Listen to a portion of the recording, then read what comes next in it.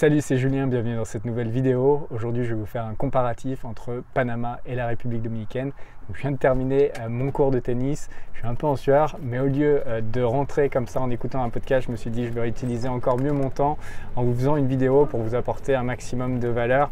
Donc j'espère que ça vous plaira ce format-là. Si c'est le cas, n'oubliez pas les pouces vers le haut, les commentaires. Et si vous aimez ce type de format un petit peu plus naturel, sans édition, etc., ça me permettra de faire plus de vidéos. Et ce que je voudrais faire aujourd'hui, en fait, c'est un comparatif en étant assez neutre entre les deux options d'expatriation, puisque je viens de faire une vidéo sur la République dominicaine, donc vous avez été beaucoup à m'envoyer des questions. Hier soir, j'ai eu une discussion avec mon meilleur ami sur justement la comparaison entre Panama et la République dominicaine. Donc je vais essayer de vous donner un retour, sachant qu'il vaudra ce qu'il vaudra, puisque j'ai quand même beaucoup plus d'expérience au Panama qu'en République dominicaine. Mais je vais essayer d'aborder 7 points qui, je pense, sont intéressants et importants à prendre en compte quand on veut s'expatrier quelque part. Et donc je vais profiter du trajet de retour. On va essayer d'allonger un petit peu le trajet de retour pour vous montrer un petit peu de paysage. Là, c'est un peu la tombée de la nuit, donc je ne sais pas si ça va être top, mais bon. Alors, il y a 7 points que je voudrais aborder. Le premier, c'est l'obtention de la résidence. Bien sûr, c'est le premier point quand on veut s'expatrier quelque part. Comment on devient résident de ce nouveau pays et quelle va être la façon la plus simple. Alors, on va dire que dans le passé, c'était assez équivalent entre Panama et la République dominicaine. Au Panama, il y a un programme qui s'appelle le Friendly Nation Visa. Jusqu'en août 2021, il suffisait de créer une société et de mettre 5 000 $ sur un compte pour qualifier pour devenir résident permanent.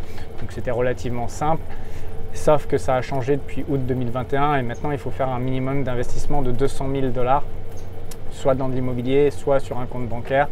Donc c'est un premier frein et peut-être que ça va directement éliminer l'option Panama pour beaucoup, sachant que ça ne va aller qu'en empirant, c'est-à-dire entre guillemets empirant en termes de montant à déposer, puisque à partir de 2023, ça sera 500 000 $ à déposer sur un compte ou 500 000 $ d'investissement dans de l'immobilier au Panama pour pouvoir qualifier. Donc ça, c'est pour le Panama, 200 000 $ minimum au moment où je fais cette vidéo, en espérant qu'un jour on revienne aux anciennes options qui étaient toutes simples, c'est-à-dire créer une société et déposer 5 000 sur un compte. En République dominicaine, je vous ai fait une vidéo il y a quelques jours, donc c'est beaucoup plus simple pour le coup, puisqu'il suffit soit d'être retraité, donc de justifier 2 500 $ de revenus mensuels de pension et 250 $ par dépendant si vous avez une femme ou des enfants. Donc ça, c'est l'option numéro 1. Ensuite, il y a pour nous les entrepreneurs investisseurs, donc d'avoir soit des sociétés à l'étranger, soit d'avoir des investissements à l'étranger, donc des actions, de l'immobilier, etc., qui vous rapportent un minimum de 2 000 $ par mois. Et à partir de là, vous pouvez qualifier pour la résidence. Ou alors, troisième option, de déposer 200 000 $ sur un compte ou d'acheter de l'immobilier spécifique pour 200 000 $ au minimum. Donc ça ressemble à l'option Panama. Mais en gros, si on veut comparer les deux, l'option qui va être la plus accessible, c'est la République dominicaine, puisque si vous regardez cette chaîne, que vous êtes entrepreneur et que vous faites au minimum 2 000 $ de profit par mois, eh bien vous pouvez qualifier, alors que pour Panama, eh bien, il faudra mobiliser 200 000 $ ou plus. Donc ça, c'est le premier point, obtention de la résidence. La République dominicaine va gagner pour les petits budgets. Ensuite, deuxième point, le coût de la vie. Alors, quand on se fie aux statistiques internet à travers le site qui s'appelle Numbeo, qui compare les prix des choses de la vie, on va dire, dans différents pays, différentes villes. Si on se fie à ça, la vie en République dominicaine est moins chère qu'à Panama. Panama est très cher, beaucoup de gens ne s'en doutent pas, mais c'est 10% plus cher par exemple au niveau des choses de la consommation du quotidien, de vos courses entre guillemets.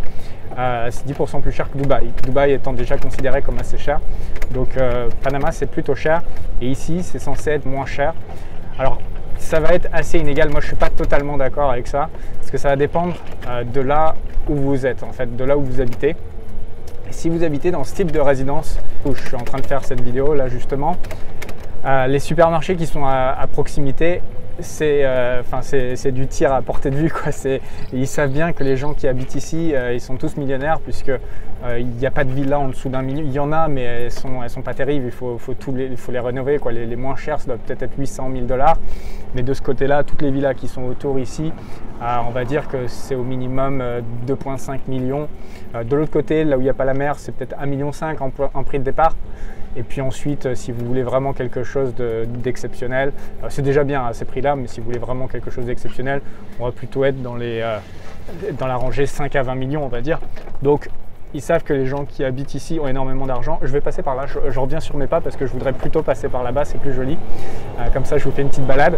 Donc, ils savent que les gens ont de l'argent ici et du coup, les prix au supermarché, je les trouve aussi chers, voire plus chers que Panama. Donc, ça va dépendre de là où vous êtes. C'est vrai que quand vous habitez à Saint-Domingue ou si vous allez un petit peu plus loin que Punta Cana, si vous sortez un petit peu plus et que vous allez dans les gros supermarchés, potentiellement vous allez trouver des meilleurs prix et là ça sera peut-être moins cher que Panama. Donc coût de la vie, ça dépendra de là où vous êtes. Si vous êtes dans ce type de résidence, vous allez payer aussi cher si ce n'est plus cher qu'à Panama et donc plus cher qu'à Dubaï, donc c'est un vrai budget de ce côté-là. Alors je vous ai parlé du coût de la vie, donc tout ce qui va être supermarché. Après, du côté immobilier, je pense que c'est équivalent, si ce n'est, ça peut être moins cher ici pour ce que vous allez avoir pour votre argent. Je vais vous donner un exemple très simple. Si vous voulez avoir une villa comme celle qui vont être derrière moi, alors je sais pas, je vais essayer de faire un demi-tour comme ça, vous allez les voir, ces villas-là un peu sympas. Si vous voulez ce type de villa à Panama, dans une résidence sécurisée, donc ceux qui connaissent Panama, il y a Santa Maria, c'est un golf, donc c'est l'équivalent d'ici on va dire. Ce type de villa là, bon, je ne sais même pas s'il y en a des aussi bien que ça, mais ça va tout de suite être dans les 4-5 millions. Et il n'y aura pas les plages de sable blanc à quelques minutes, il n'y aura pas le terrain de tennis, donc les 20 terrains de tennis avec coach en permanence, ramasse-balles, etc. Il n'y aura pas l'infrastructure, il n'y aura pas cette qualité-là en fait à Santa Maria. Ça va être bien, mais ça ne va pas être ce niveau-là de standing, cette concentration de richesse, il n'y aura pas ça. Donc niveau de l'immobilier, de ce que vous allez avoir pour votre argent, je pense que c'est un petit peu mieux. Après, comparer ce qui est comparable en ville, des appartements, etc., je pense que c'est assez similaire en prix de l'immobilier et à la location aussi. Ensuite, le point numéro 3, la sécurité, point extrêmement important. Là, Panama gagne haut la main en sentiment que j'ai personnellement, c'est-à-dire quand on sort de cette résidence sécurisée et également de ce qui se dit sur le web. Après, je me méfie toujours de ce qui se dit sur le web. Parce que quand vous allez sur le web et que vous regardez le niveau de sécurité pour la France, on va vous dire que tout va bien. Alors que quand vous allez dans des grandes villes, pour moi, la France est tout sauf sûre. Enfin, je trouve plus pays sûr. Donc, c'est mon avis personnel. Donc, c'est pour ça que je me méfie toujours des statistiques sur le web. Je ne sais pas comment elles sont tournées, je ne sais pas comment ils font leurs trucs. Mais pour moi, certains endroits en France, et sans aller dans des cités ghettos, certaines rues de Paris, intramuros, sont extrêmement dangereuses. Donc voilà. Au niveau sécurité, Panama va être plus safe. Si vous suivez les statistiques en ligne, c'est 50% plus dangereux ici en termes de criminalité. Donc au niveau de la sécurité, Panama gagne, la République dominicaine perd si on fait un comparatif. Après, c'est totalement inégal, ça dépendra de là où vous êtes. Et comme je l'ai dit dans ma vidéo sur l'expatriation en République dominicaine, si vous êtes un peu malin, vous n'allez pas aller au point les points où ils sont chauds, où il y a du deal de drogue, où il y a des gens qui ont le sang chaud, etc. Vous n'allez pas aller dans ces quartiers-là, vous n'allez pas y aller en pleine nuit. Voilà, vous allez essayer d'éviter des situations qui peuvent poser problème. Et ça dépend des gens. Il y a des gens qui vivent très bien, donc ils savent qu'il y a des endroits qui vont être dangereux à certains moments, etc. Et donc ils ne vont pas y aller tout simplement. Et il y a des gens que ça va ennuyer, il y a des gens qui veulent être en sécurité tout le temps. Dans ces cas-là, aucun des deux pays sera parfait. Panama, c'est globalement bien, mais aucun des deux pays peut assurer un niveau de sécurité digne de Minsk en Biélorussie, ou de Dubaï, ou de Oman, ou de Doha au Qatar. Enfin, vous n'aurez pas ce niveau de sécurité dans aucun des deux pays. Donc, Panama gagne sur la sécurité. Après, point numéro 4, les activités, donc les choses à faire. Je pense que c'est globalement pareil ce que vous pouvez faire en termes d'amusement dans les deux pays. Après, il va y avoir quand même beaucoup plus de choix en République dominicaine. Déjà parce que le pays est plus gros. On parle de 4 millions au Panama d'habitants pour 10 millions ici. Deuxièmement, parce que ici c'est une destination extrêmement touristique, hein, la République dominicaine, donc beaucoup plus d'infrastructures, beaucoup plus de développement touristique et donc d'activités. Panama, c'est pas très développé en termes de tourisme, hein, donc à part Bocas del Toro, il n'y a pas énorme, un petit peu dans les montagnes, Boquete, etc., Chiriquí, mais ça reste quelques petits gîtes, maisons d'hôtes, etc., mais c'est pas très développé comme ici où vous allez avoir des Club Med, tous les, enfin que sais-je, les grandes chaînes hôtelières, etc. Donc voilà, vous allez avoir déjà une bonne qualité d'infrastructure et en plus de ça, un petit peu plus de choix. Pour vous donner un exemple, si vous voulez faire du jet ski ici, ça va être très facile de louer des jet skis à plein d'endroits en République dominicaine. À Panama, ça va être plus compliqué. À Panama City, c'est pas possible d'en louer à ma connaissance. Donc il y en a qui en font, mais c'est leur propre jet ski, donc il faut acheter son propre jet ski. Il y a certaines plages, il me semble, où on peut en louer, mais c'est pas ultra développé. Ici, ça va être très facile si vous voulez faire du jet ski ou des sports aquatiques ou que sais-je. Donc ça, c'est au niveau des activités. Globalement, celui qui veut, il peut faire les mêmes activités, mais il va avoir plus de facilité à trouver plus de choix, plus d'options ici.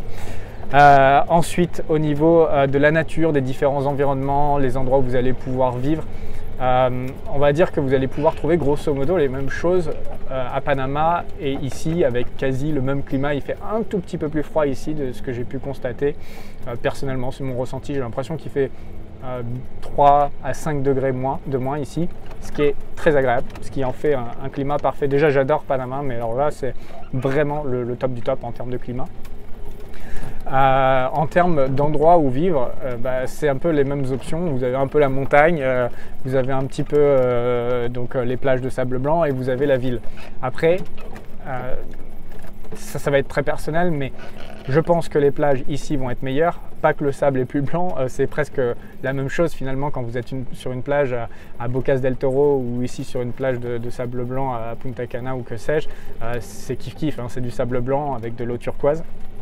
Mais autour, on en revient au côté plus touristique ici. Même s'il y a des plages un peu désertes avec pas grand monde, pas loin, vous avez toujours des bonnes infrastructures, des bons restaurants, etc. Pour ceux qui sont déjà allés à Bocas del Toro, c'est pas méga développé, c'est une petite ville des Caraïbes, c'est assez limité, il n'y a pas de gros hôtels. Il y en a un qui est en développement, le Viceroy, je ne sais pas si ça se dit comme ça, Viceroy peut-être, qui est en développement et qui devrait être prêt fin 2023, mais ça sera le seul hôtel. Là, à l'heure actuelle, c'est des petits hôtels, c'est pas des vraies chaînes, c'est pas top la qualité, c'est super cher pour ce que c'est, le service est naze, enfin voilà, c'est pas, mon expérience à Bocas del Toro n'était pas extraordinaire en comparaison avec d'autres endroits où j'ai pu séjourner et aller. Donc niveau plage, je pense qu'ici ça sera mieux. Niveau ville, c'est très personnel, mais je préfère largement Panama City à Saint-Domingue. Après, j'ai une expérience assez réduite sur Saint-Domingue puisque j'y suis allé qu'une nuit, une journée, donc j'ai pas une grande expérience. Mais personnellement, j'aime bien la vibe de Panama. Donc en gros, suivant ce que vous êtes, si vous êtes plutôt citadin ou plutôt plage, peut-être qu'une option sera mieux que l'autre. Et dans tous les cas, ce que je tiens à dire et que je voulais dire dès le début de la vidéo, il n'y a rien qui remplacera le fait d'essayer, de venir ici et de tester par vous-même. Parce que, par exemple, confidence, quand j'ai commencé dans le business, un de mes rêves, c'était de vivre ici, dans un équivalent, c'est-à-dire villa, piscine, plage à 3 minutes de sable blanc. C'était mon rêve absolu. C'est pour ça que j'ai fait du business au départ. C'était ce que je voulais me payer. Quand je suis ici plus d'un mois, je m'emmerde un peu. Donc il faut l'essayer, il faut le vivre pour savoir si c'est fait ou pas pour vous. Et c'est grâce au fait que j'ai passé pas mal de temps ici que je me suis rendu compte que j'étais quand même encore citadin.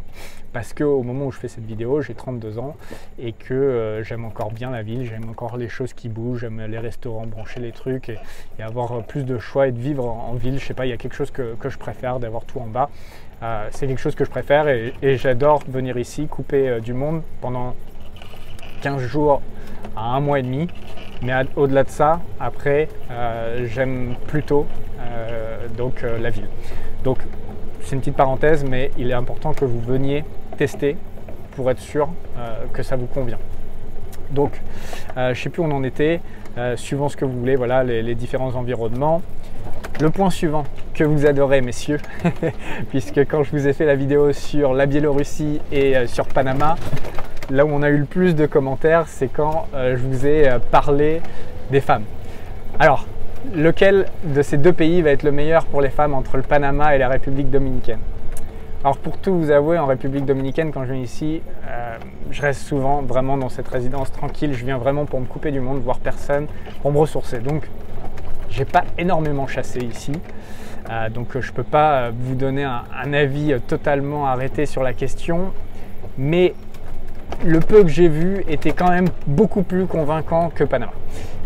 Je pense que les Dominicaines sont plus belles que les Panaméennes quand on compare les locales, c'est-à-dire les ressortissantes du pays. Après, il faut savoir qu'à Panama, vous avez énormément de Colombiennes, énormément de Vénézuéliennes qui sont dans les plus belles femmes de cette région du monde. Donc voilà, vous avez également des spécimens d'une rare beauté.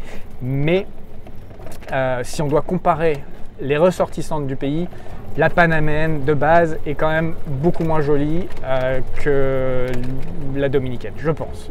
Après, la beauté, c'est subjectif, c'est chacun ses goûts. Et comme je l'ai déjà dit dans différentes vidéos, c'est pas du tout le type de femme que j'aime. Les femmes des Caraïbes ou de l'Amérique latine, c'est pas du tout mon style. Parce qu'elles ont tendance à souvent être en chair, avec des formes importantes. Et j'aime les femmes très minces, très sveltes. Et donc moi, je suis plutôt branché femme des pays de l'Est. Donc mon avis n'est pas non plus le plus... comment dire, le plus juste qui soit. Et encore une fois, comme pour savoir si vous préférez vivre à la ville, à la montagne, etc., venez, draguez, expérimentez et vous verrez si ça vous convient ou pas. Mais voilà, je pense que dans des villes comme Saint-Domingue, vous pouvez trouver des beaucoup plus jolies filles que ce que vous pourriez trouver à Panama City pour le coup. Dernier point, la situation avec le Covid. Alors c'est un point dont j'aime pas parler dans les vidéos. Tiens, je fais une petite pause, je crois que c'était la villa d'ailleurs derrière là. Si je dis pas de bêtises, il y avait Kim Kardashian qui était là la semaine dernière et on se baladait en golf kart et mon ami me dit tiens, la nana elle se prend pour Kim Kardashian. En fait, c'était Kim Kardashian. C'était Kim Kardashian qui était là et je crois qu'elle loue cette villa là ou une autre qui est là et c'est une qui est en bout de golf comme ça. Bref, parenthèse. Covid ici. Bon bah écoutez, je vais vous faire un point. Mais il faut le prendre avec des pincettes dans le sens où tout peut changer demain et c'est pour ça que j'aime pas en parler dans les vidéos YouTube parce que tout peut changer.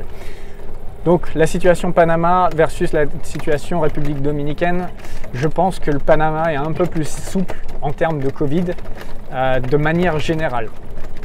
Et alors là, je vais m'expliquer. Panama, sur l'ensemble du territoire, ça va être beaucoup plus souple et même dans Panama City, voilà, enfin. On va pas trop vous faire suer si vous portez le masque ou pas. On va pas vous demander le pass vaccinal. On me l'a demandé une fois dans un restaurant. Je me suis barré, ça m'intéresse pas. Donc voilà. Mais sinon, dans les 6-7 derniers mois, une fois on me l'a demandé. Le masque dans la rue, je le porte jamais. Alors bien qu'il faut le porter, je suis en infraction. Mais je m'en fous. C'est-à-dire que si je me fais arrêter, je payerai l'amende. Mais j'ai pas envie de porter de masque. Je suis passé plein de fois devant des policiers, des militaires. On m'a jamais arrêté, même une fois devant un quart de militaire. Donc là, je me suis dit, je suis mort, c'est bon, je vais m'en prendre une prune pour voir combien elle coûte. Je sais toujours pas combien coûte l'amende à Panama. À Dubaï, c'est 800 balles, 800 €. Hein, j'en ai eu une. Après, je l'ai porté mon masque. À Dubaï, on rigole pas trop. Donc, Panama, c'est plutôt relax maintenant, on va dire, par rapport à ce que c'était avant, c'est-à-dire en 2020, ils nous ont enfermés dans nos appartements ou dans nos maisons pendant 5 mois, on n'avait pas le droit de sortir, donc en prison chez nous. Il y avait le droit de sortir 2 fois pour les hommes par semaine et 3 fois pour les femmes, 1 heure à chaque fois en fonction du dernier numéro sur la carte d'identité. Donc très strict. Maintenant, c'est plutôt cool et il y a beaucoup de gens qui s'en foutent un peu plus qu'avant. Bon, le Panaméen de base est quand même assez traumatisé, a quand même assez peur du Covid. Mais voilà, on sent quand même que ça se relâche par rapport à avant où ils étaient totalement tétanisés. Ici, ça va être inégal. C'est-à-dire que dans une résidence comme celle-ci, Cap Cana, voilà, les restaurants qu'il y a autour, à Punta Cana, personne ne va vous demander de porter le masque, personne ne va vous demander de test PCR ou de passe vaccinal. Par contre, les supermarchés, les malls, on va vous le demander. Et quand vous sortez d'ici, si vous allez à Saint-Domingue, de ce que j'ai compris, il faut quand même porter le masque dans la rue, etc. Donc je pense que ça va être inégal en fonction de là où vous êtes. Et voilà, si vous voulez aller dans une banque, par exemple, il faut avoir un pass vaccinal. Donc c'est un petit peu plus rigide que Panama de ce côté-là. Par où on va passer? Par ici. On va bientôt terminer la vidéo, il va faire nuit. Au moment où je fais cette vidéo également, on peut rentrer dans le pays sans test PCR. Ça, c'est quand même assez étonnant, alors que le pays est assez chiant au niveau du pass vaccinal, etc. pour les activités. Mais on peut rentrer sans test PCR et je crois sans vaccin également. Je crois qu'ils ne le demandent pas, ou alors ils ne m'ont pas demandé. Donc voilà, pour l'instant, de ce côté-là, c'est peut-être plus relax que le Panama pour le coup. Voilà, j'espère que la vidéo elle vous aura plu. On va la terminer avant qu'il fasse totalement nuit. En tout cas, c'était un plaisir de faire cette vidéo. Un peu plus à la cool, peut-être que je radote un petit peu plus, c'est moins préparé, moins précis que d'habitude, mais voilà, ça me permet de faire du contenu plus rapidement. Dites-moi si ça vous a plu, si ça vous plaît, je ferai des contenus comme ça un peu plus à la cool quand je rentre du tennis. Et puis voilà, si c'est le cas, n'oubliez pas les pouces vers le haut, les commentaires et également de vous abonner à la chaîne en activant la petite cloche. Si vous êtes intéressé par l'expatriation, que ce soit au Panama, en République dominicaine, ou dans d'autres pays à travers le monde, j'ai une formation qui s'appelle la Offshore Mastery, je vous mettrai un lien juste en dessous en description. On passe en revue quasi 70 pays au moment où je fais cette vidéo, sachant qu'on en ajoute tout le temps dès qu'on découvre des options intéressantes et qu'on a le temps de les étudier, parce que chaque option est étudiée et on vous explique exactement qu'est-ce que vous pouvez trouver là-bas et comment vous pouvez devenir résident là-bas. Donc voilà, c'est une formation très complète au niveau de l'expatriation, au niveau de la création de sociétés à l'étranger, au niveau de l'ouverture de compte en banque à l'étranger, au niveau de l'obtention de second passeport. Donc toutes les problématiques d'un homme d'affaires qui veut optimiser sa fiscalité, vivre mieux dans des pays plus agréables et donc être plus libre de manière générale. Voilà, donc si ça vous intéresse, vous avez les informations juste en dessous en description vers la formation et le mastermind. Et on se retrouve soit dans l'espace membre de la formation, soit dans une prochaine vidéo YouTube. Je vous dis à très bientôt. Ciao, bye bye. Je vais vous faire peut-être une dernière, je fais une petite accélération, je vais vous montrer un peu la mer là-bas.